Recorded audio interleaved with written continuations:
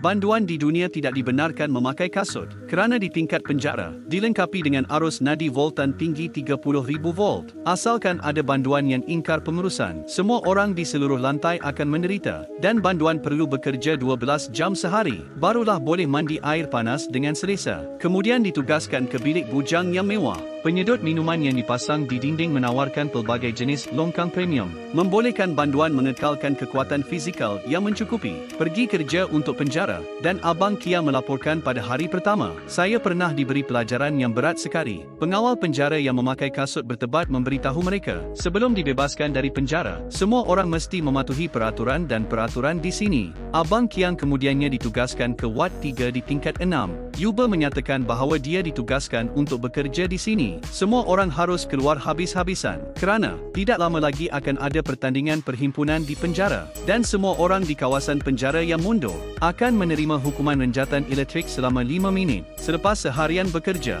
banduan mengheret badan mereka yang letih, bersedia untuk balik dan berehat. Pada masa ini, Abang Kiang tiba-tiba mendapati banduan itu menunjukkan isyarat ke arah tingkap. Selepas diperiksa dengan teliti, saya tiba-tiba menyedari kerana kawasan penjara terlalu jauh, banduan hanya boleh berkomunikasi menggunakan bahasa isyarat. Keseluruhan penjara mempunyai 108 tingkat. Ia hampir mustahil untuk jailbreak. Itu pun setelah kembali ke ruang tamu. Banduan juga tidak dibenarkan memakai kasut. Masa yang lain, mereka hanya boleh tinggal di bilik bujang yang mewah. Ia dilengkapi dengan semua keperluan harian untuk banduan dan pada skrin paparan data di sebelahnya, ia menunjukkan hukuman banduan. Abang Kiang melihatnya. Dia masih mempunyai lebih daripada 2,000 hari sebelum dia boleh dibebaskan dari penjara. Ia membuatkan dia berasa keliru. Pada masa ini, Yuba mengingatkannya bahawa masa pemadaman lampu akan tiba tidak lama lagi. Selepas 30 saat, seluruh tanah akan mengaktifkan sistem kuasa. Apabila lampu merah menyala, semua banduan tinggal di sel mereka dengan jujur. Dah lewat malam, seorang banduan sedang berdiri di pintu sel.